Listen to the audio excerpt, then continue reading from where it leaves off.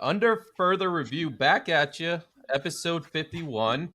We got John, we got Joe, Steve here. Before we get into things, obviously, I'm going to throw out there to follow along, I should say. Our Instagram is under further review pod, and then we're also on YouTube. So subscribe to that channel. Make sure you put on the alerts. But I don't want to start here, and it's been a tough few days in one area. Two of us.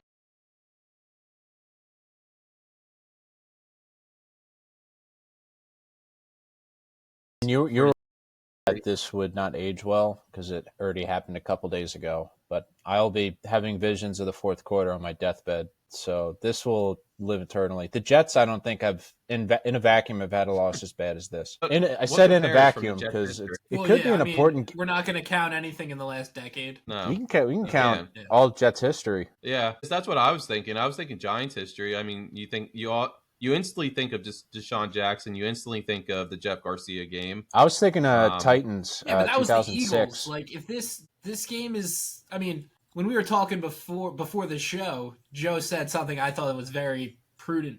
This game wasn't important, therefore, but it was still one of the worst losses you guys will ever see. And it was like, what was it, 19-0 with 3 minutes left in the third quarter. Going into the fourth quarter. Hypothetically, though, it could be important. Maybe we were building something and this derailed it. You don't know what this could have ruined. Depends on this week. That was my thought. If you beat the Eagles this week, back the game on. No, Eagles are pissed. Jalen Hurts is throwing the ball. We embarrassed him on Thursday night. We haven't swept the Eagles since 2007. If that's one of our games we're picking, on the road. No chance. Is that a primetime game? I hope not. No, is it a 4? It's no. I don't even know. Is it 4? I thought it was like 1 p.m. game. Really? I hope it's in Ireland. I don't want to watch it. You hope it's in Ireland? I don't want to wake up. It's at 1 o'clock. That's aggressive. It is. Holy crap! That's what they're saying about the Giants right now. Maybe before the season started, they're just not going to change it now. They wouldn't. I don't think they would. I don't know. They might. Do you remember Giants Titans 2006? Where Vince Young scored 24 points in the fourth quarter against us. We were up 21-0 after 3. Do you remember that game? Yeah. No, that was actually a much bigger game than this, too, because we were right in the middle of the playoff hunt.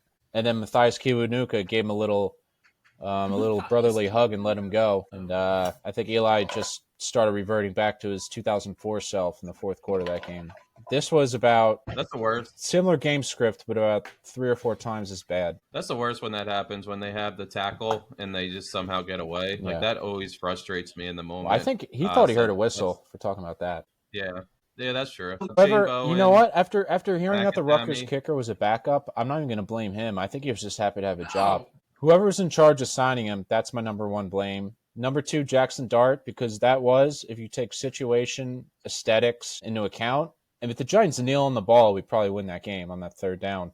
That's the worst interception. You just have to run the ball and make them spend their time out. Yeah, I get and I'm not sure what happened to our defense. You can assign the defensive coordinator. I know Brian Burns was cursing in the tunnel about the play calling at the end. So I heard a lot of people were saying that it was the right call, but right could be wrong if you guys don't trust it, number one. And they were playing, they were spent. That defense was dead in the altitude in the fourth quarter. I mean, oh my God.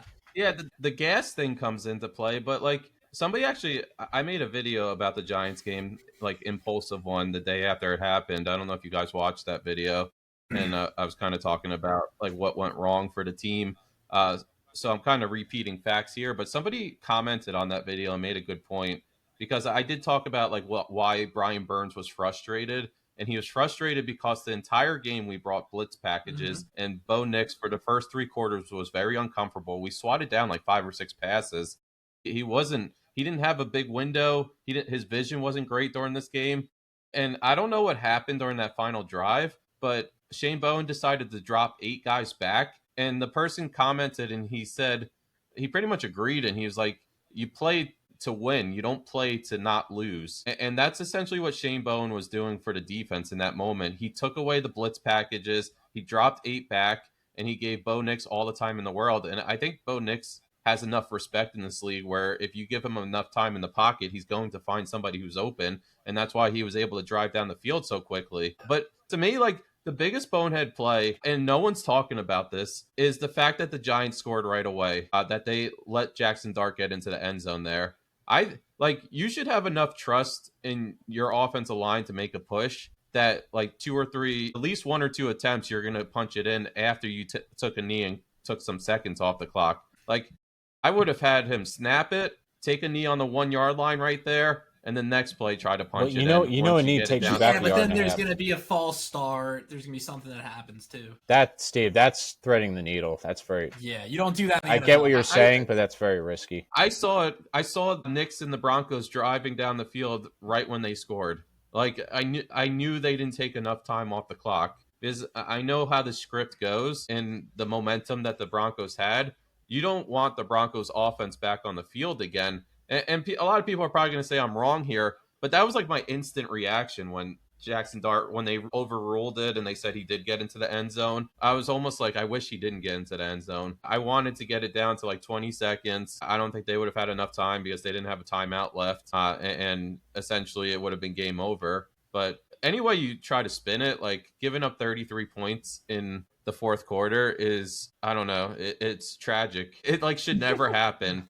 And the fact, like Joe pointed out, it's only happened one other time in the history of the league. Yeah, so it's crazy, and the fact that they scored 33 points and won is a lot of times, what is it, like garbage time? You're trying to come back and you score a massive amount of points because the team's up by so much. But the fact that they came all the way back and finished it off, I mean, it's just heartbreaking. And John, you talk about like how big of a game. It's not Deshaun Jackson where it's the final game of the season. It's not the Jeff Garcia where it's the first round of the playoffs wildcard game. It's not the Titans again where there's playoff implications, but just like development of a quarterback, confidence for a quarterback who threw an interception there. The team that's gaining momentum from an Eagles win the week before, and now they have to go into a hostile territory in Philadelphia and try to sweep the series. It's just like, they have like very little room for error if they want to make a playoff run now. So I guess you can't look at it like it was big implications because nobody expected anything from this Giants team this season. But I don't know, man. Like, Joe, you could probably talk from a fan standpoint. There was a little sliver of hope after that Eagles game that, like, Jackson Dart's starting to become the guy. The defense looked great during that game. And then you go 3 quarters where you're up 19-0. And again, Jackson Dart looks great again. The defense is playing out of their minds. And then for this to happen where you give up 33 points, Jackson Dart throws a crucial interception. And that's not taking away anything from Dart because Sean Payton went after the game and said, the Giants are really lucky that they landed Dart. And I think somebody else was like, the rest of the teams that passed on Jackson Dart are going to regret it in the future. And that just shows how highly people think of him right now and how he's playing. He was just not there mentally in that last drive. That was all penalties, by the way. I want to say that. A rookie. And then the Broncos that's true. And the Broncos last drive, by the way, Steve, I do agree. I did not want him to score on that 1st and goal, but play calling wise, you can't really take a knee and make it like a second goal from the 2. Like, you kind of do have to go for it, so I don't blame them there. But the fact that I forget where the Broncos drive started, but it was like I think it was like a touchback equivalent with like 33 seconds to go. Probably. It was 2 plays. You expect in that situation, like worst case scenario, we would give up like a 50-yard field goal attempt. They attempted like a 38-yarder. Like, we couldn't even keep them to a questionable field goal attempt. Like, we let them get a chip shot in 2 plays. Yeah. Once they got to the 48 with like, what was it, like 20 seconds left, I knew it was over. And that 3rd and long to start the drive, he wasn't even aiming at the guy. It was just like the Franklin touchdown. It just happened to bounce to him. So there was luck involved too. Well, going back to your point, like Dart, I also said this in my video, Dart looked nervous the final 5 minutes. And I don't know if that was him trying to get locked in, but you could see it on the sideline. He had like a blank look on his face. He wasn't around any of his teammates. And then he got on the field and instead of what we were typically doing, we were moving the ball pretty good. I say the Giants. The Giants were moving the ball pretty good throughout most of the game. And they weren't having like, third and 8, 3rd and 9, 3rd and 10. And then the final 5 minutes, it was that almost every drive. It was 3rd and 10. Like, it was almost like the Broncos figured it out on defense even. I will say that the throw to Wan'Dale Robinson on third and forever was that fourth down? I think 4th and 18. Fourth. I think. That was the one good play. But yeah. He knew he threw the worst pick of the season, and it's not even just him. Right out of when something like that happens, I feel like everybody on the team, there's just some sort of force that's larger than you that just it's called momentum, Steve. It is. Yeah, it was a bad loss. It's an epic collapse. It's going to be the worst loss of the season for any team, I think. I mean, like, there's going to be tough playoff implication losses, but like the fact it was just such a historically bad collapse in the fourth quarter. Cardinals Titans. I didn't think anything was going to top that this year, but this blows that out of the water. Oh yeah. You always hope that your favorite team doesn't get talked about in this capacity, but I couldn't even listen to sports radio or like any type of sports podcast. I always listen to like Pardon My Take, and I'll listen to like New Heights every week and Bussin' with the Boys sometimes, and like a few other NFL podcasts.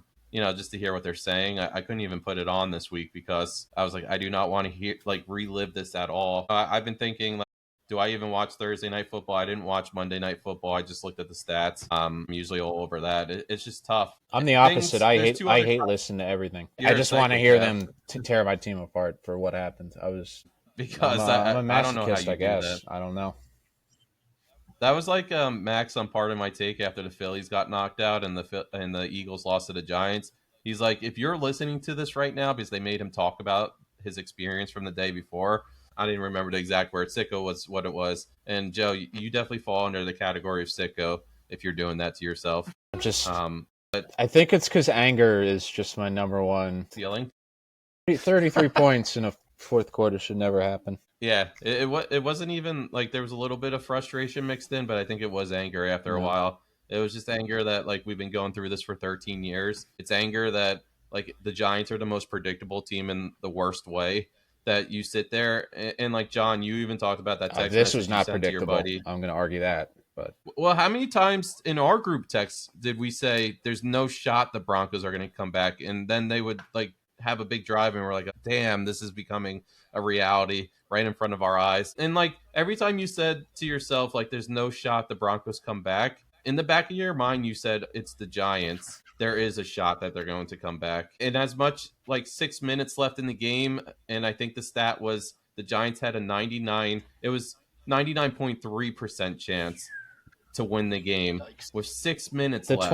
It's almost humanly impossible. If you think about like the average length of football drives, offensive drives, I would say if you're going to score a touchdown against a good defense, which I think most weeks outside of the Cowboys week and this week, you can categorize the Giants defense as a good defense. It probably takes like at least 3 to 4 minutes to score a touchdown. And the fact that they, in a matter of 6 minutes, they were able to do that, come back and win the game. It's such an embarrassment all around. There was 2 big topics I wanted to talk about outside of that game that is connected, I guess. It was the Russ Wilson one. We kind of talked about it before we started recording. So I guess Sean Payton, I forget, John, do you remember Sean Payton's exact comments? Yeah, not exact, but I mean, to summarize it, it was basically along the lines of when he was talking to John Mara about, I guess he talks to John Mara, Sean Payton, because he was the offensive coordinator there with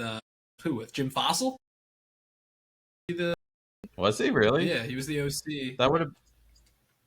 That'd be right before Coughlin then, right? Yeah, I think he was the OC. Well, he was the OC there right before he went to the Saints. And basically along the lines of, he was talking to John Mara about Dart, saying how, I think you guys got a really good one, and I wish that you guys wouldn't have started him until after us, which is such like it's a great comment on paper, but then you do a little digging and you realize who the backup quarterback is for the Giants, and it's Russell Wilson, who basically got...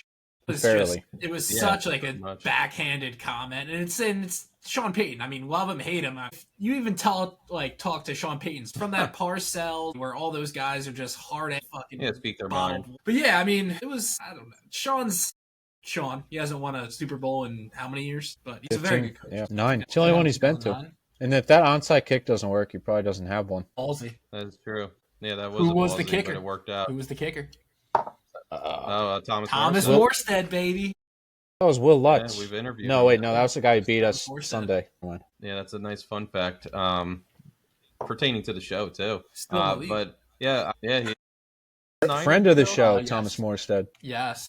Friend of the show, yeah. He gave us a cool interview, actually. Which sometimes I watch his interviews, or I did watch his interviews leading up to ours. And I was like, sometimes he feels like he's not like too into the interview, but he was very into ours, I felt like. But Russ Wilson reacted. We talked about doing curls in the mirror. I'd say we bonded. The only difference is he's ripped out of his mind. Yeah.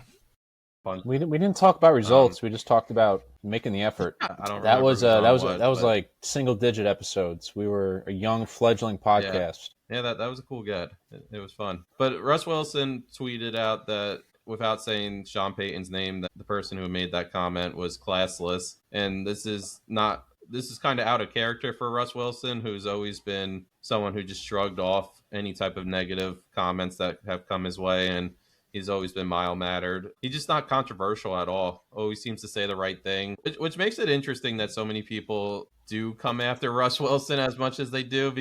I think people just hate to see someone who can be so positive no matter what. But this was definitely like it's the end of my career type moment. I don't care. Or maybe there really is some like really bad things that happen behind the doors or closed doors between Sean Payton and Russ Wilson. DK Metcalf stuck up for him. He was on Club Shay Shay. He said people just hate him because he's just keeps to himself, has a family. He's a walking PR firm, and it's corny, but that's about it. Yeah, Sean Payton absolutely hates Wilson, though. Did you guys see the tweet Russell Wilson made in reference to Bountygate? Yeah. No. Yeah, that was. Yeah, what he said is like, I see her still taking bounties 6-7 years later or something like that. Yeah. 13 years later or something like that. Yeah. That was a fist pump for Russ right there. That was phenomenal. Yeah, that was a good one. But to my memory, there's been several Seahawks players that have come out and talked poorly about Russ Wilson afterwards. And the most recent one was the Hall of Fame debate, where Sherman came out and he said, if you don't have that defense in the Legion of Boom, then you probably don't have the success story of Russ Wilson, he pretty much said. I mean, he's probably right. That's a little dramatic. I don't know. That's a little dramatic. The guy's what, a 10-time Pro Bowler? He only has one Super Bowl, right? He's probably remembered. Does he have? Yeah, his prime was after the Legion of Boom was good. Like, I think he was like top 3 in MVP. Well after, I think, like, who's the safety they had? Kyle Chandler, right? Earl Thomas. Yeah, like 17, 18, I think was like his peaks. But like, I think just having all those wins early on, probably, if that makes or breaks his Hall of Fame case, technically Richard Sherman's right, but I think he is discounting like what Russell Wilson was able to do when their defense wasn't the main attraction. Yeah. So I guess I just flip-flopped my statement halfway through. But he had multiple ways he could kill you during a game. I mean, he was a very mobile quarterback, and he was smart with it. He took off at the right times, but he also had a very good deep ball. Doesn't he have like that high arc pass that he's always known for? What's it called? Moonball. What's the nickname? It looks like the NFL blitz the bomb when you jump and throw it at the same time, and it goes out of the screen. That's a great reference. That is exactly how it is. And he actually brought it back a little bit during the Cowboys game when he was just chucking it up without any care in the world. But yeah, I mean, for a while, Russ Wilson was always in the conversation had to be top 5 quarterback in the league, right? I mean, he was always. If he stopped playing after the Seahawks, he would have been a probably 2nd or 3rd ballot Hall of Famer. Yeah, but that was too. It was too early in his career, though. Oh, was it? Like, how old is he now? It's what, 37? Yeah, I think he only played, I guess 10 seasons is like right on the cusp of being long enough for a quarterback, because he was drafted in 12, and he joined the Broncos in 22. He's 24, I think, 25 when he was on the Seahawks. Yeah. Or 24, probably. I think 23 or 24. If Jackson Dart could just have Russell Wilson's moonball when he keeps missing these deep balls, I think he might be the best quarterback in the league. I think he needs to learn how to slide and get down and not take the hits like Russell Wilson. That dude literally was the best at just not taking hits. Now, he thinks he's Josh Allen, and he's not built like that. Yeah, I mean, he took the personality of the quarterback and the coach, basically, it seems like have the same personality. And I don't know what they're going to do. But then again, like Baker Mayfield does it, and he's tiny, and we praise him for being a dog. So I guess, Yeah. Yeah, but he knows when to slide, though. Yeah. He's not, and Baker's also, like, he's not tall, and he's not small. He's thick. He's all thorax, yeah. Thick. He's a walking thorax, yeah. Russ.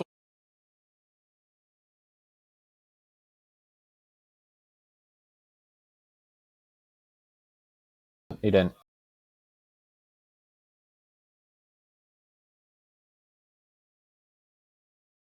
Looks at him that way. Nobody respects him in that way because, like, I think of like someone like Andrew Luck who retired way earlier than anyone expected, but it makes sense after you think about it, just because of all the injuries.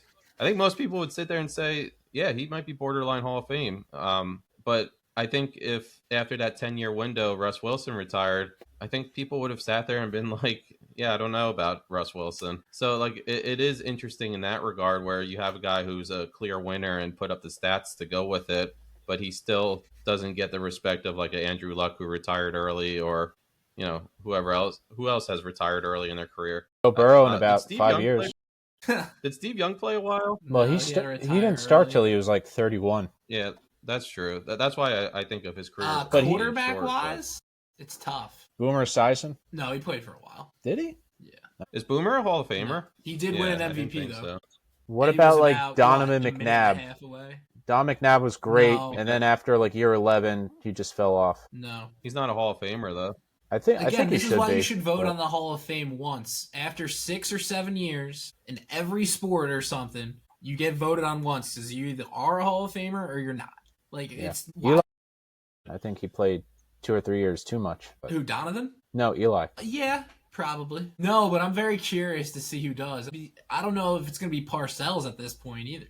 Why? Because he's too old? Yeah, that is a good question. He probably doesn't. No, he probably doesn't want him to do it. If anything, it'll probably be Steve, his son, if I had to guess. Oh, I thought you meant me. No. He definitely doesn't want Brady stealing the spotlight. Or Teddy Bruschi? No. Brady definitely wouldn't. I could see Bruschi. Yeah. I could see Bruschi doing it. Or like Willie McGinnis. Matt Patricia? No. Yeah, one of his old assistant coaches, who's the offensive coordinator. Josh. McDaniel. Maybe Lawrence Taylor's favorite player ever. Oh, God. That'd be an early one. You have to get a Patriot, right? Yeah. What he's known for. I know someone who it's not going to be, and that's Bob Kraft. Eric Mangini? Oh. That too. It won't be Robert Kraft. Steve, have you gone by that place, by the way? I have. I ate at an Italian place that was right next to it. Winner. The Italian place, right? Well, their condos like right down the street, too. Oh, yeah, true. Who knows? Did you look in the windows? Start walking again. That was the first thing that was pointed out to me when we passed that area. That was the the Robert Kraft Plaza, right? I wonder if they've had more customers since then. It's become like a tourist destination. Absolutely. Well, it was closed for a little bit. I went that winter to see, and it was closed. Yeah. But apparently they have reopened. They have reopened. I bet you they jacked the prices up like crazy. Oh, they jacked something up. I'll tell you that right now. It's good enough for a billionaire. Oh, they'll pay for it. You know how many rich retired people are down there? So many. It's true. They're definitely going. Oh, this is where Kraft went. I got to do it too. Let's move on though. The other New York team. So I'm sure you guys by now saw the shade that Fields received from his owner, where he said something in regards, if only we could complete a pass, in which Fields responded today, and he was really professional about it. He's been great through this entire struggle, actually, and he said something along the lines of, whenever the offense is going to struggle, the quarterback's going to get the blame. So, he said, of course, I'm going to get the blame, but he also acknowledged that he hasn't been great this year. So I think he's very aware of the situation. I don't think it came as a shock that he got benched, but man, Woody just doesn't care. Just went right to the public, threw shade at his quarterback. That makes you know that was kind of like a Aaron Glenn want. That had to be on his want list, right? What? Fields in the offseason? Aaron Glenn? Like signing Fields? Yeah, it was Aaron Glenn. Yeah. And Aaron Glenn basically picked the GM, so... 45 yards this week was passing in a game. Yeah. Yeah, it's embarrassing. What was it, -10 net yards or something like that? Yeah, it was pathetic. I think that warrants that kind of response from your owner. He's Yeah. The sad thing is, guys, I don't know. He's a good dude. Like, Woody Johnson's not a bad guy. He's an idiot. He's someone that would name his kid Brick. Like, why, you think this was just not realizing what he was saying in the moment? I just think he's a moron. Like, sometimes when you have that much money, you don't even realize what the fuck you're saying. You know? I think this was like a Phillies Dombrowski calling out Bryce Harper type moment, where I think you have this owner who's been with the organization forever, can say whatever he wants, and is trying to quote unquote light a fire under his team's butt. But I don't think players don't respond to owners' comments. Like, how often are they with the team even? Like, I don't even think players would really respond to like coaches most of the time. They're gonna go out like this, this type of climate of player. I think they're just gonna go out there and do it for themselves, For that cash money. Exactly. So, Glenn can go into the locker room, which he has throughout the season, and scream at the entire team and throw a tantrum, but they're really only going to respond if they want to at the end of the day. And that's the issue right there, is like, on top of not having the talent that the rest of the league probably has, like, they're not really a locker room that's together or playing for each other. And well, I mean, you don't know that though. I mean, they could be playing for each other and shit because, I mean, just because they're losing, it doesn't mean they're not playing for each other. We don't see it unless we see wins, The defense played hard against Carolina. They've always played hard. The offense has been a walking disaster since 2015. And Denver, they played well. Left. Yeah. The worst part, though, Sunday was what I heard about the whole parking situation at MetLife. So apparently they found out the ticket sales weren't high, so they raised the parking prices up to $100, which is total bullshit. But like, punishing those poor people who showed up for that. Yeah, like, what the fuck are you doing, Woody? Come on, man. Shit. I love that he's like making money. It's capitalism, but like, really? Come on, man. You know what the best? I wonder how many people turned around. Is? Like, this isn't even worth it. Getting to that point, Joe, last week, and he's like, now's the time to go to a Jets game if you want to, because he's like, I saw prices as low as $67. But if you're going to tell me that parking is more than my game ticket, I probably will turn around and just take the L on the ticket. And like, how much are tickets going to be after this week? You know who they play, guys? We got a barn burner. It's a week big schedule. Game. It's a real week schedule. 1 o'clock. Jets, Browns. Like, yeah. Can that game just be flexed off of television, please? I'm a Dylan Gabriel fan. Are you? Do you like the left-handed quarterback? What if I was? He's a Dylan Gabriel. I love the left-handed quarterback, but sometimes I watch it reverse just to see what they would look like if they were righty, just to see, like, oh, it does look normal. Yeah. There's very few lefty quarterbacks I've liked. Steve Young being one. Michael Vick I liked. Is Flacco left-handed? No, he's right. No. You didn't even say my favorite left-handed quarterback yet. I'm trying to think who else was even the greatest. Hey, another trivia question. Before last week, when was the last time 2 left-handed quarterbacks played each other? I can't even think of 2006. More than 2 lefties.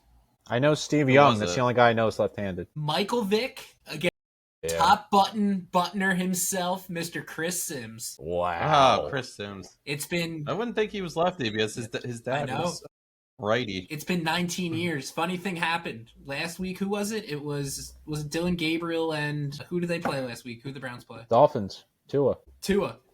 Yeah, Tua. Yeah. One of those teams is playing the Falcons, I think, either this week or next week. So it's going to happen twice in a season. Dolphins, Falcons this week. Penix. But the best left-handed quarterback, Mark Brunell. Oh, Brunell, yeah. That's a good name drop there. How do you guys know who this? else was lefty? Tim Tebow was lefty. Was he really? Yeah, he just looked like he was lefty. How about Jared Lorenzen? The guy's nickname was Lefty. Rest in peace. Yeah, hell yeah. To that Lorenzen. dude was awesome. It's former Giant, former Kentucky Wildcat. My man. I was watching highlights of him the other day. Fantastic preseason player. I actually used to watch the preseason just to see him. Was he the backup or was he third string? Yeah, David Carr was our backup. Oh, that's right. Yeah, Carr. And Ryan Nassib. So imagine going shotgun, Jared Lorenzen and Brandon Jacobs back there. Oh my gosh. I wouldn't even want to see either of them in the open field. Running the option with those two. Jesus. Surprisingly enough, he was more of a pocket passer. I know. He had a good arm, too. Hot pocket passer. Oh! Pocket. Rest in peace. All right, next topic. Rest in peace, of Rest course. in peace. Next topic. This is an interesting one, guys. So obviously the Ravens are having a bad season without Lamar Jackson in the lineup, and even before that, they only have one win. But after falling, and this is a report from the Baltimore Sun, after falling to 1-5, the Ravens removed the players' ping pong table, video game consoles, basketball hoop, and cornhole boards from the locker room. What's our thoughts on this decision here? You know the OG of this was Tom Coughlin. I know his rule to get there on like 5 minutes early. Actually, John texted that tonight, but yes, I did. Did he really take away? Well, I did research. Sure. I read an article on the detailed history of ping pong tables in NFL locker rooms. And Tom Coughlin, he didn't even wait for the team to lose. He did immediately after joining because he was that kind of coach. What, New York, 2004. Tiki and the boys must have not. I'm sure it happened before, but this was like the first big story. Like he just removed all ping pong tables. Yeah. So yeah, obviously, if Tom Coughlin did it, I agree with it, and I think it's a great idea. Did it say the response from the players in the story that you read? They went 6-10, so who cares? Yeah, I guess so. That was Eli's first year, right? That was Kurt Warner started the season, right? Yeah. You could get.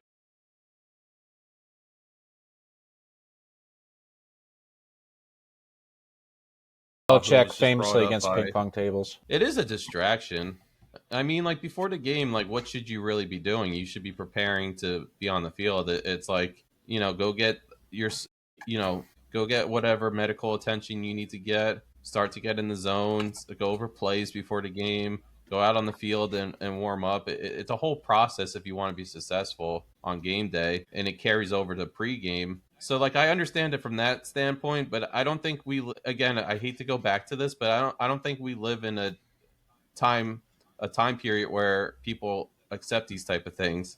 I think people are hooked on, like, having something that is going to keep their attention, distract them, stuff like that. So, yeah, I think it wasn't a story. It wasn't a story in 2004 because that was like a norm, probably. And video games weren't as big. Like video games was known to just be a thing that you would play like after school if you had time. These are grown men who should be able to resist the temptation. I have a ping pong table in my office, and we are very productive, Steve. Yeah, like if you lose and it comes out of the locker room, I'm bringing that shit right the fuck back in because we've won a lot more games than we've lost over the last couple years. And you know why they're losing? It's really simple. Lamar Jackson has been fucking hurt. Yeah. Is he coming back? Yeah, I wanted this week. I think he's coming back this week. No, I thought he was back this week. Did you guys see that video of him? He practiced. There was a video of him going high into out circulation. Of his mind? Yeah, he's baked out of his gosh darn mind eating street food in Baltimore. That's a great way to get. Yeah, that warrants a drug test right there. How? No, I think weed's legal during the season. You get tested, I think, once or twice in the off season, and then you're good. I think Matt Hasselbeck will end up getting drug tested. Well, they don't test for it. Oh, okay. And I'm pretty sure Maryland, it's legal. Yeah, they changed it like 5 years ago, in the new collective bargaining agreement. I guess they're with the times now. And the NBA doesn't even test for it, period. That was someone who didn't know where they were. Like, that's how gone he was. Yeah. I'm trying to think how, like, these games correlate to losing, though. Because, like, I don't know, that's on your coaching then if you can't get these guys to prepare for a game a proper way and they can't do what they're supposed to do on the playing field.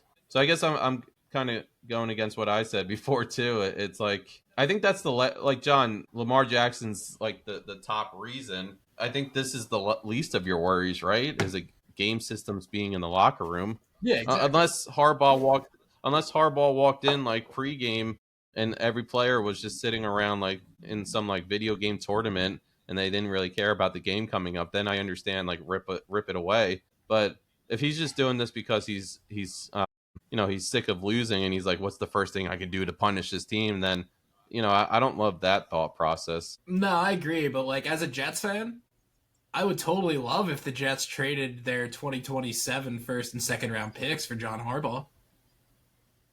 I would absolutely love that. Are you kidding me? Don't think it's going to happen. No, I don't think so either. Even if the season goes to hell, Harbaugh's not going anywhere. The Falcons organization loves him too much for that to happen. Ravens. Wrong bird. Falcons. Wrong bird. So Moving on, though, let's go to the Vikings starting Carson Wentz again on Thursday. It makes me think. Jay sucks. I don't know if I'd go that I called far, this. but this might be I called this soft weeks ago. Play the tape back. Play the tape back. Ready right now. What did you call though? I said. I want to hear it. I actually remember this very, very well. Yeah. Do you remember me saying that? What episode are we talking about? The one right before the season? No. It was right after he got hurt originally. Right after that Falcons game, and I said I think they're overblowing this injury because they don't think he's ready yet. And you actually said you said that's a possibility. It's a soft benching. It is what it is, which is completely ridiculous because, all right, you want to say he didn't play well 7 out of 8 quarters, that's fine. But you also have to call a spade and realize what was happening around JJ McCarthy. He's technically a rookie. His entire offensive line was injured during those 2 games. Jordan Addison was suspended. I don't know what you want from him. Died. Listen, I'm going to trust O'Connell here. If he doesn't think he's ready to go with that guy's quarterback track record, yeah, who are we to argue with Kevin O'Connell? Yeah, the dude's almost been like. You guys act like Kevin O'Connell's won something. Yeah, he's helped quarterbacks turn it around. Sam Darnold only turned into this because of Kevin O'Connell, just like Daniel Jones. Shanahan. Daniel Jones was not there long enough for you to give it. This is a Shane Steichen project, Daniel Jones, this season. I mean, like, that fourth quarter, Kevin the way O'Connell's he came back against bum, the Bears. Right? Dude, he's terrible. Do the Bears not have a top 10 hasn't won defense in the anything NFL either. this season? Actually, I don't know. I don't know what to think of the Bears' defense. It's statistically, I think it's in the top 10 right now. Are they? So JJ McCarthy came back all the way back, and he won against the top 10 defense this season. In the Falcons game, did Carson Wentz? No, it wasn't Carson Wentz. Did Josh Allen not struggle against that Falcons defense? No, Falcons defense is damn good. Look at exactly. I'm not judging a quarterback based off of a 2-game sample size. If you want to use a 2-game sample size, then Caleb Williams should not be starting. Why is it comes back to Caleb Williams? Because he sucked last season. He was not a good quarterback during his rookie year. Second half was pretty good. If you want to use a sample size, I'm sure you could make a case for Drake May too. Drake May wasn't lighting up the scoreboard. He was getting coached though by a bologna half and a whole sandwich. Drake May had the worst offensive line in the league too. Questioning Kevin O'Connell. To name him, he wanted Sam Howell. I might disagree with that. No, he's not. No, he's not. Okay. He's not better than. But maybe when he was on the Eagles before he got injured, because he was putting up MVP. Sam Howell would have beaten the Eagles on Sunday. I think. I think so. He missed. You can't take that. Carson Wentz is a head case, and that was like whenever he sees an Eagles jersey, he turns into fucking gabagook. I think that's when he sees an NFL jersey now. It's hypocritical though, because you have this young quarterback who you give one preseason game, and then you sit him the rest of preseason. You start him the first 2 weeks. You trade the veteran quarterback on your staff in Sam Howell and but they got to Josh the McCown. Eagles, and then you sign freaking Carson Wentz, which is the biggest joke ever because that guy was wearing like 3 different teams in his video, in his practice video. He had like the Eagles shorts, I don't even know, Chiefs jersey or something on, and someone else's helmet. It's like Antonio Brown. He just brings his own gear. Exactly. But I mean, like, what do you want from the guy? Like, you gave him the confidence. You hardly played him during preseason. The first game doesn't go the way you thought it would the first 3 quarters, and then he comes back, and then he has a bad game against a tough Falcons defense. I don't see any of his teammates clamoring for him. They're not, but like that's fine. If they knew he was better, they'd be fighting and not playing, and he would give a spark. Though we're not saying he's bad either, and it's going to be long term. I mean, he's probably going to be pretty fucking good. And if he sits, like think about it, his rookie season, he didn't even get the because he hasn't done anything really yet. 50-50 do you really think? Not once on this podcast have I ever said JJ McCarthy is most certainly going to suck. I have no idea what he's going to do. No, we're not saying that because I barely saw anything from him in college. We're wondering, is the injury that bad? I don't think it is, but like, what does that do for JJ McCarthy's confidence? Where you start him the first 2 weeks and then you soft bench him, and then you tell him you have to answer to the media about this injury because he has been interviewed during this time, and you can tell he's a little frustrated, but he says like, I'm not fully mobile yet. Like I feel like I'm not landing well on the foot, like blah blah blah, whatever else they fed him. Like that's not the proper way to go about it. Like if you want to bench the guy, be a man enough to say it. Don't question Kevin O'Connell's man. Well, I think Kevin O'Connell's actually helping the kid because I mean the team knows what's going on.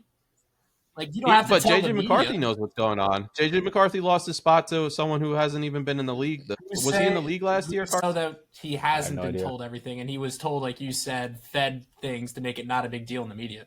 Like the team probably knows that he got benched because he's not good enough. Is doing that for competitive advantage though too?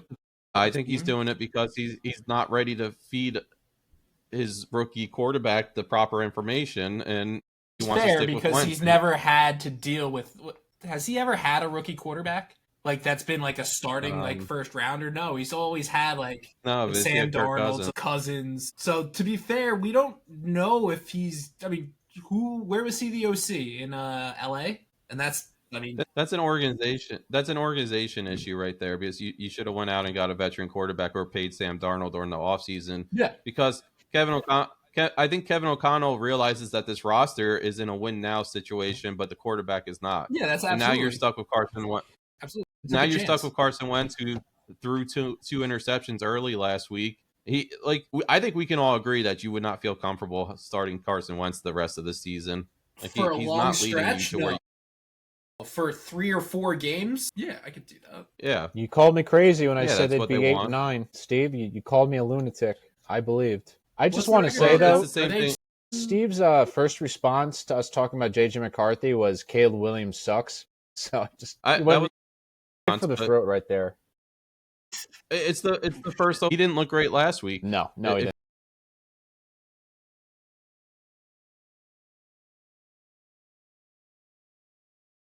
He's been what's that? As a quarterback, he got 4 points. Yeah, I think did Justin Fields get 4 points too?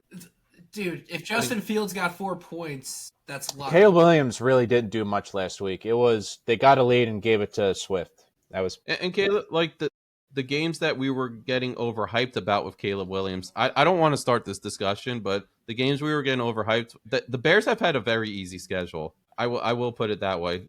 Think back to what their schedule's been this season. It hasn't been Vikings, great. Lions, Cowboys, Raiders, Saints, and somebody else. Did they play the Cardinals, I think? No. Falcons, maybe? No. I think Commanders, right? They beat the Commanders. That's a win. That's a solid win. I don't know. Like, are the Commanders the team we thought they were? Like, that's another team where we question, are they going to make the playoffs again? I didn't think they right now, it doesn't look like they will. The Dan Quinn I think on the road in a must-win game with Jane Daniels coming back, that's a tough spot to win. It's an old defense, Joe, and they haven't looked great this year. You're just doing fucking backflips to take away any credibility. It's like, honestly, I'm sitting here right now, and I'm saying Drake May is the best quarterback in that class. 100 yards on the fucking steel curtain, and you'd be like, well, you know. I didn't think I'd be saying that right now. I thought if you asked me before the season started, I would tell you the number one quarterback in that class is Jaden Daniels, because that's how I felt going into the draft. Still is. Too. I don't know about that. And he's not staying healthy. He's hurt again. This is the second time. This is the RG3 effect that we were scared about with Jaden Daniels. Was he going to be able to stay on the field? And he hasn't been able to. This season, is Bryce Young better great than No. What was Bryce Young can't stay on the field either. He got literally hit and got a high He could beat the Jets on the road and nobody else. That's also a problem. You want to hear my controversial take now? Yes, please. Number 1's Drake May. Number 2 is Bo Nix from that class. That's not controversial right now. I don't disagree with you, but I think Drake there's May's a long like game being top 5 in MVP right now. Bo Nix might be traded, guys. Really? I don't know. What? That's a hot take, Steve. Learn. Not this season. That is a hot take. Not this season. In the off season. This year. What would you give up right now if you were a team for Bo Nix? McAtamney. Number 99. McAtamney. Yeah. Jude McAtamney, I think. He was the kickoff specialist, but he wasn't even the starting kicker. That's a first round pick. It's a starting quarterback who 2 years in, I have to assume at the end of the season he'll be 2 years in and proven. Continues on this path, he's worth first round pick money. Yes or no? Top money. Yes or no? Yes. You think Bo Nix will continue to play at this high level for the rest of his career? I think if the Broncos made a magical run to the Super Bowl, I would feel okay starting Bo Nix in the Super Bowl and thinking he could win. He's like JJ McCarthy in that he only plays one quarter, except his team believes in him. Exactly. I'm sure if we look back at his stats from last year or his game logs, Joe, you're such a dick. Yeah, but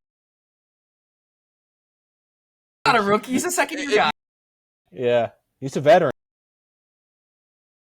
Well, McCarthy I think too. He didn't get to practice. Like, he's a legit rookie this year. but look back at any of these guys. They had a game that they struggled in. Oh, Jaden Daniels, not McDaniels. Jaden Daniels struggled in game 2 of this season. I forget who they played. I believe you. He's been up and down. Lions, was it? I don't know.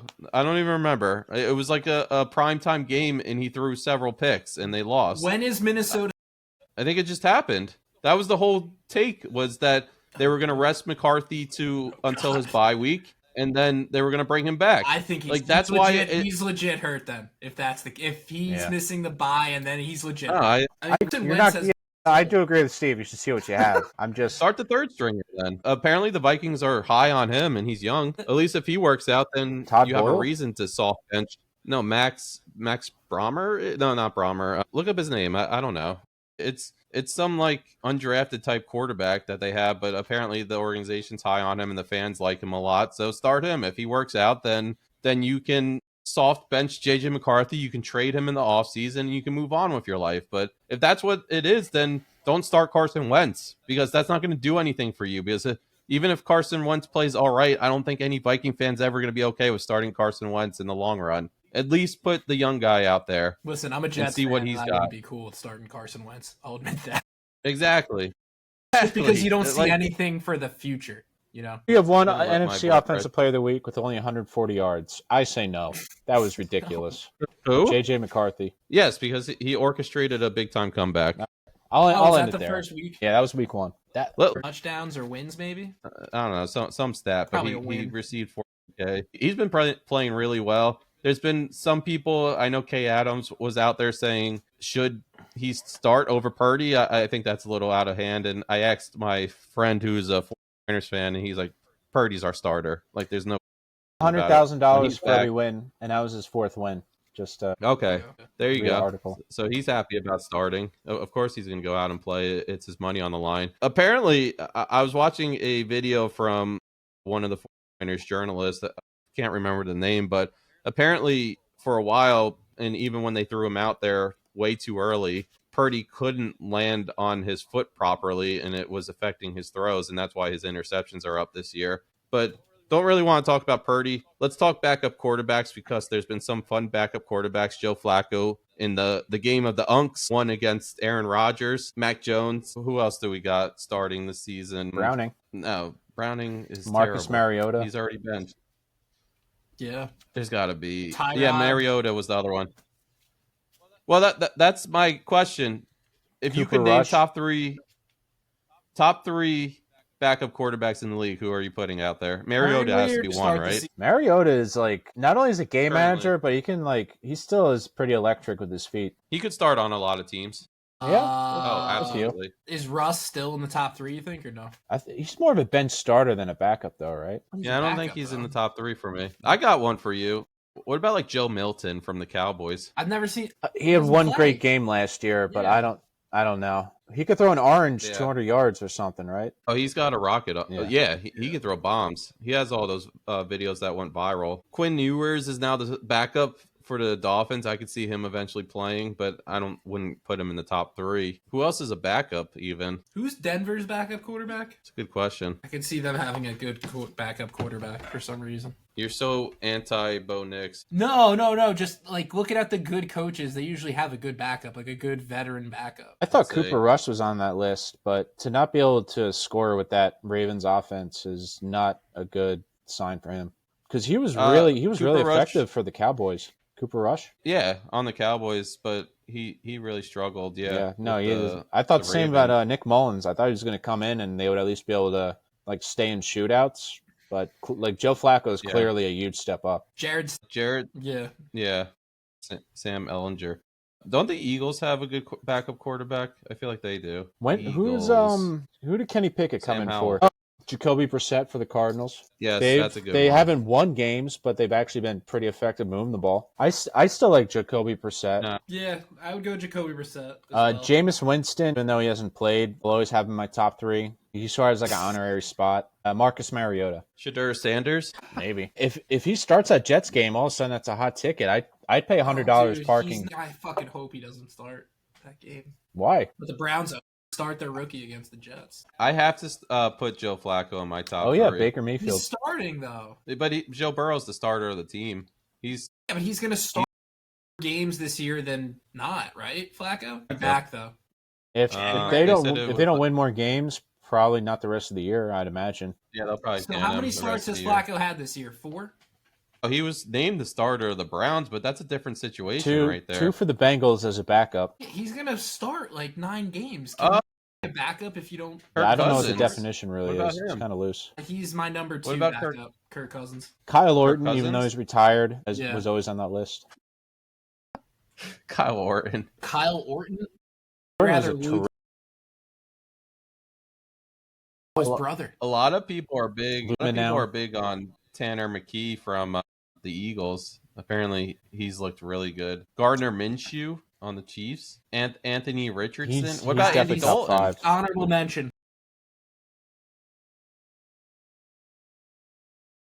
Yeah. So our top 3, number 1 is Mariota, 2 is Jacoby Brissett. Who is our number 3? Brissett's probably not the right answer. The Patriots could not move the ball. All right, 2 Kirk Cousins, probably then. Yeah. 3 Kyle Orton. I'd say Jameis. I do like Andy Dalton. What else? Last topic, and then I have a quick thing I want to do, and then we can. Are we doing picks? Yeah, we can do picks. Mike, there's some bad games this week, by the way, but Mike McDaniel, what's our thoughts on him? He just looked crazy in his interviews this year. Give a fuck. I mean, he was vaping back when they were winning. I don't know if there was ever a vanilla moment for Mike McDaniel. I was reading that he had a past as an alcoholic too. He did. Which I really hope he's not going back to that. But the appearance is what worries me with Mike McDaniel. He just looks like he doesn't care anymore. I don't know if that's just sheer depression from the state of the Dolphins. Because when he took over the team, I think, did they make the playoffs with him the first year? No. I think maybe. Second year, definitely. Yeah, second year. So they made it. They made it 2 years in a row. I don't know if it was his first or second year or third. But I know they lost to the Chiefs in the wild card round. The year before that, they lost with a friend of the podcast, Skylar Thompson, at quarterback to the Bills. Skylar. There you go. The one who got jumped in Dublin when the Steelers were there. Every time I say his name, you mention that. I just think it's... I like to mention his playoff performances, but... No, I feel bad, but it's a pretty funny story, you have to admit. And I'm sure he admits that after the fact that it happened. But, yeah, I mean, it sucks what has happened because there was such high praise behind McDaniel when he first got the Dolphins job. And I think there's a lot of people who still sit there and they're like, yeah, I would take him as my coordinator. I just don't know if he'll ever get a head coaching position again in the league after this. You might have to wait. I would take him as our defensive coordinator at this point. Yes, of course. Anybody. But that's about it. Like, I wouldn't trust him as my head coach, would you, after this? He can't even form a complete sentence half the time when he's up there. I think if he was trying to actually give a shit in his press conferences, he would be fine. Remember the year when they scored 70 on the Broncos? Just that entire stretch? Because the year before they made the playoffs, like, let's not forget how highly we thought of Mike McDaniel at one point. I would take him as my offensive coordinator next year in a second. In the NFL, it's not first impressions, it's last impressions. And this is the last impression. I mean, he's fallen off. Adam Gase. Not Joe Philbin. Fucking Joe Philbin. Great dude, that Joe Philbin, though. Yeah. Who was the coach when Marino was there? Don Shula. Jimmy Johnson. Dave Wanstead after. It's just... Dave Wanstead was the last coach to win a playoff game for them. Maybe. I don't know. Yeah, they haven't won a playoff game. The Jets have won a playoff game. Nick Saban? Than the Dolphins. Nick Saban. Saban was a Dolphins coach, but that was some bad years. Well, he had Khalil Lemon as a quarterback. He might not even been that bad as an NFL coach. It's not college. Like, you absolutely need a quarterback. You do. I've been saying that for years. If you're going to win a Super Bowl, you need a quarterback. It's just not realistic. Let's go on to You need, or you have a generational defense, but like a once every 10 years kind of defense. Yeah, exactly. NFL Power Rankings. Do you guys have a top 10 right now? 10's a lot, dude. Top 5. 10 is so much. Dude, 5's a lot. Give me your top 5. I wouldn't bet anybody against the Chiefs right now. I know they have, I think, 3 losses. I would not do it. Okay. Right. Number 1 as you. I'd put the Chiefs there. I'd say they're starting to. Chiefs, Lions, Eagles, Packers. That's exactly my top 4. Really? In that order? Exact I have a order. different one. No, I would probably put the Eagles as my 5th best team right now. First 3 quarters, Giants. 1. Chiefs, Lions, Colts, Eagles. This seems like a Sam Darnold situation from last year. Yeah, I'm going Chiefs. They're 6-1. I know. How can you argue that? I always think of it like if they were to play in a playoff game tomorrow, who would I choose over who? I guess that's how I do my power rankings. They also have 2 players who could be in the MVP conversation, so you can't deny that either. Yeah. Jonathan Taylor leads the league in rushing touchdowns, and Daniel Jones has been exceptional actually for them. So yeah, I'm gonna go Chiefs, Lions, Rookie of the Year candidate, Bucks, Warren. Eagles. Wait, Chiefs, Lions, Packers, Bucks, Eagles. You said okay. Bucks. I don't know. I still don't know about. Yeah, Bucks wouldn't be in my top 5. No, okay. I'm probably going Chiefs, Lions, Colts, Eagles, and then probably the Packers. Yeah, I think the Rams would be just on the outside looking in. I think if you can guarantee me like 60% completion from Michael Penix, maybe them too. Falcons have a great roster. Yeah. So for sure. It would surprise me, but I could see a path. Totally see it happening. When would you feel okay? When would you feel okay putting the Patriots in the top 5 ever? They're the it's second tough best because AFC they don't. team. Yeah, they don't have too many show me games left. It's a very easy schedule. They play the Bucks. I think that's like their only Bucks and Bills. It's like their 2 tough games that are left. They still have to play the Jets. They're like destined for double digits. Yeah, if Drake May's healthy, they're guaranteed like 10 or 11 wins minimum. I think. Right now, if you had to take a guess on who's going to go the furthest out of these 3 NFC West teams, the Niners, the Seahawks, or the who am I forgetting? Niners, Seahawks, and Rams. Who would be your pick? I'd have to take Rams. I like the Rams for the a lot. institutional relationship we have with them. Niners not too far behind, but Seahawks, I'm not trusting Sam Darnold. 2 are very and they only have one major weapon in the receiving game. As good as he is in the playoffs, that's kind of hard. And it doesn't even matter who the quarterback is for San Francisco, which is funny, as long as it's Purdy or what's-his-face, Mac Jones. Yeah, I mean, Jimmy Garoppolo, they were a contender. Why not Mac Jones? Very true. Yeah, I think the same about the Rams. I actually think the Rams, when they make the playoffs, they could make a run in the NFC. A good matchup against anybody. They could beat the Lions. They could beat the Eagles. They gave the Eagles the hardest matchup last year in the playoffs. So they're definitely legit. Like 10 yards away from winning. What's a trade you guys want to see? One player to one team. Steve. Max Crosby. Oh, yeah. He's not getting traded, though. I know, but like that's a guy who he could lift like a team that needs that guy. That could be the difference. Mm-hmm. Like he's that good. Honestly, staying on Max Crosby, I would have loved. I know the reports are out there now that the Raiders aren't trading him, but how big of a twist would this put on the Cowboys and Micah Parsons' story if Max Crosby got traded there? That would have been incredible. And yeah, I have some of the. I can't say who's better. I think Crosby actually. Micah Parsons had a great game. He did. That was one of his first. According to Bleacher Report, Jalen Phillips is available. Jacoby Myers might be. I think the Raiders are fielding calls. Mark Andrews, that's an interesting name. Breece Hall. They actually put Kayvon Thibodeau on there. Jermaine Johnson from the Jets. Cody Barton, Trey Hendrickson. That would be a huge one if the Bengals parted ways with Hendrickson. Apparently, some teams that want to make a trade. I know the Colts, the Buccaneers have been monitoring the market. Honestly, like if the Seahawks think they're for real, then go make a trade. Go bring someone in. Out of those teams, like who could you see like making a splash? Like, is there anyone who comes to mind? Outside of Chargers, Crosby, they didn't have everyone hurt. Yeah, Chargers for Breece Hall, right? Not anymore. Their O-line's too fucked up. I think they're gonna just play it. And Vidal is a future Pro Bowler. The Bucks are gonna need a receiver now. Yeah, so they'll go after Jacoby Myers probably. Yeah, exactly. I think Quinnen Williams is gonna end up on the Lions. That's my one player to one team. Do you think he absolutely gets traded? I do. 100%. I think he's absolutely going to the Lions. Him on that defense, fucking A, man. Do you think it's going to happen, or is that like the ideal? I do. No, there's no one talking about it yet, but I think he's going to go. If you like just connecting the dots, I think that's the team he would go to. Any chance the big name receivers like Jalen Waddle, Chris Olave get moved? I think Waddle's gone. But what would be a match? Like Patriot? They wouldn't trade in division, actually, so not the Patriots. San Francisco. Patriots have booty now. They don't need Olave. Waddle to San Francisco makes so much sense. Olave, I don't think Olave's going anywhere, do you? He had 2 TDs. He's happy. Well, I know he did. There's a report the Saints are trying to, restructure his contract, so that they're in talks right now. So I think the Saints are going to try to keep him. I'm just trying to think of those teams that are out. The Dolphins name that I said on top of that list, Jalen Phillips. He's a good name drop because there's a lot of teams that can always take a defensive lineman, and that's edge help right there for you. I don't know, like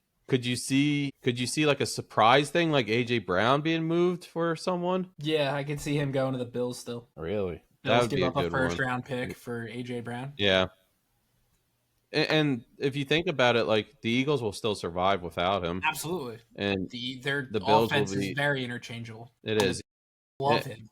Yeah, the Bills would be significantly better on offense with AJ Brown. I don't know. Who would the second receiver on the Eagles be if he leaves? Dotson, right? Do they still have Dotson? Jahan Dotson, I guess. They'd figure it out, though. I mean, for all the shit that we give their fucking head coach, he's pretty fucking good. Yeah, I know, but there has to be a point in the playoffs where you need a third down and long conversion. I don't know. I know, and now you're gonna have DeMonta Smith double covered. Is Jalen Reagor still on that team? I thought he was on the Ravens. Yeah, I think he is. Who's taking a older Mark Andrews, like a tight end? I guess you don't have to give up much for Mark Andrews, right? Broncos. Yeah. Broncos would be a good one. Trey Hendrickson would probably cost a lot, right? I mean, they barely use Evan Ingram as it is. Trey Hendrickson? Yeah, but he could go to, the Rams or something like that. Could you see a team like the Steelers maybe trying to get a receiver with DK? That's not the Steelers' way, though. I mean, yeah. I could see them getting someone, but who would they get? Kayvon. Nah, they need The Giants aren't trading anybody. If the Giants trade anybody, it's going to be... They could definitely use a second running back, but I feel like Breece Hall and Jalen Warren are kind of the same type, Yeah, that'd be a good fit for them, actually. All right, why don't we get our picks out of the way? It's Betty by I'll time. Save the rest. I'll save the topics. There's a few other ones. I'm not going to get into NFL surprises this year. Biggest surprises. We can always. I don't think Penn State's finding a head coach anytime soon, so we can talk that a little bit. NBA opening week. We can recap that next week. World Series will be. Were you guys pulling for the Mariners? Yes, as much as I love Don Mattingly. Yeah, I was indifferent. I'd be okay, or I was going to be okay with either the Blue Jays or Mariners. George Springer sounds like a guy who played in the 1982 NLCS. That's such an old school name. I know he's been around forever, so it's not like, but I don't know. Just an old school name, George Springer. Did you like my baseball take? We're gonna appreciate it. The episode won't be out. True. We want people to make money off of our expertise, so I figured do them that service.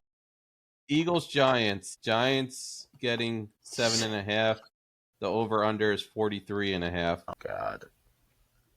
This is either going to be. I'll take the over. That's the safe. Yeah, I was thinking safe bet. Safe bet's the. No. 7.5. That's. I'm not comfortable with that in a rival game. Yeah, but this is a rival that has the other one's number for the last 20 years. Not 2 weeks ago. High 56 degrees, winds north at 5 to 10. Yeah, it's gonna be a fucking perfect day for football. Not for nothing, but. I mean, they lost 33-32 and gave up 33 points in the fourth quarter, but they were on the road in that game. It does seem like an easy over. I went with you guys, too. I mean, the whole point of this is not to go against each other. It's to go with what you feel like is the pick. Some money. Jets, Bengals, just because they're the local team. It's a sad game, though. Jets are getting 6.5. The over-under is also 43.5.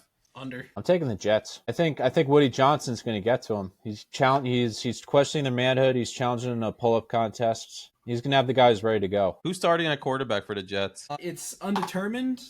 Tyrod Taylor has a knee issue in his day-to-day. I do this because, like we were talking about earlier in the podcast, I think that's all as like a fuck you to Woody Johnson. Oh, you want to talk shit about my fellow quarterback? Oh, I got an injury, so now you got to have to fucking play him type deal. Tyrod's been in the league that long where he can kind of do that. He's got that much weight. You could start Cook. No. From Missouri. I don't give a shit if he can spin it. Brady Cook. It's going to be Fields. He's going to be motivated. Yeah. I was joking, Joe. No, I think it's going to be Tyrod. I do. Jets might be my lock of the week. I'm very confident in the Jets. Yeah, I think I'm going Jets 6.5 there. Especially, this will be a fun one if Fields plays. That's 100% a lock. But if Taylor plays too, Flacco playing? Yes. Where's Flacco from? Jersey. Audubon. Could this be Flacco's last start in the home state of New Jersey? It's in Cincinnati. Flacco is going to go for fucking 400 yards, guys. This is Flacco's swan song, New Jersey. They're going to win this game. It is? Yeah.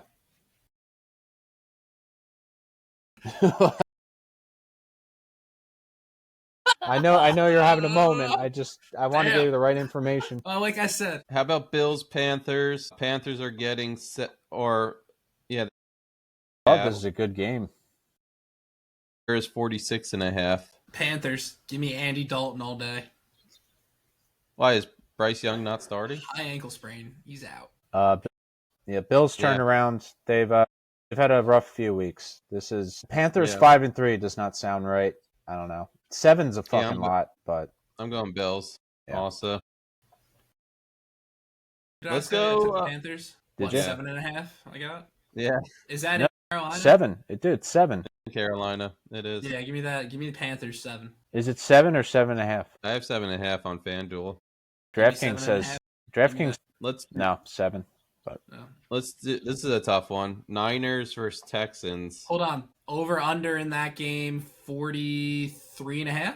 41.5. Wait, what game? Niners, the game you're talking about. Yeah, it's 41.5. And I would say the Niners are favored by 4.5. No, Texans are favored in this game by 1.5. Isn't that weird? Is that in San Francisco? It can't be. It's in Houston. The Texans are never out of a game, though. Their defense always keeps them somewhat alive. That's weird. That says pick the 49ers. I'm going to take Texans. I'm taking curious the Texans. About the public and sharp money on that, too. The public's probably taking heavy on the Niners in that game, I would assume. I'm going with the over. I don't know why that low line tempted me. Texans always have been. They've been playing ugly the last year and a half. Let's go with Cowboys Broncos. Cowboys getting 3.5. The over under is 50.5. Cowboys. I am rooting against the Broncos. I've never had anything against the Broncos. I'm rooting against them the rest of the year. I'm going to take the under in that one. Lock of the week. Lock of the week. I don't see the Broncos scoring more than 17 points in that game. As bad as the Cowboys are. The Cowboys, after what they did against the Commanders. Is that in Dallas? No, it's at Denver. Fuck. Gosh darn it. Every fucking game. You said 3.5? Mm-hmm. 3.5. I don't like the half. Dallas. That's what I kind of want to go Cowboys here. I don't think the Broncos will win another one. Yeah, I'm going to go Cowboys. Steelers are getting 3. The over under is 45.5. At home. I'm going Green Bay. That's awful game to try. I'm just going to take the over because I don't know what to do with that. Green Bay, I have no idea what to expect from them. So just give me the over. Pass rush against Aaron Rodgers. But it's Aaron Rodgers playing the Packers, and you know he's fucking on one when he plays one of those teams. His own offensive line might do more damage to him. So I don't know what the fuck's going to happen this week for them. I'll take Rodgers. Give me the +3. Okay. Holy shit. I don't even think we want to touch the Commanders Chiefs. That game is embarrassing. We already did. We already did our 6. We're good. Yeah, that's a wrap then. Any closing thoughts from you two? I need a new camera stand. You have a new camera. You need a new camera stand. This chair sucks. Yeah. Yeah, same. I'm actually going to be getting my office chair because my new position has a nice chair. So I'm sitting in an old wooden chair from the early 80s. That's great for the back, Joe. It's terrific. You got me beat. Yeah, I think I do. Right. Steve, you've seen these chairs. They're pretty... Yeah. Yeah, pretty rough. This is very brittle. Get a cushion. You got the bull behind you, so... Yeah, Joey the bull. All right, guys. That's a wrap. Just throwing it out there. So follow the Instagram, follow the YouTube. Keep listening. We will see you next week. Under Further Review is out.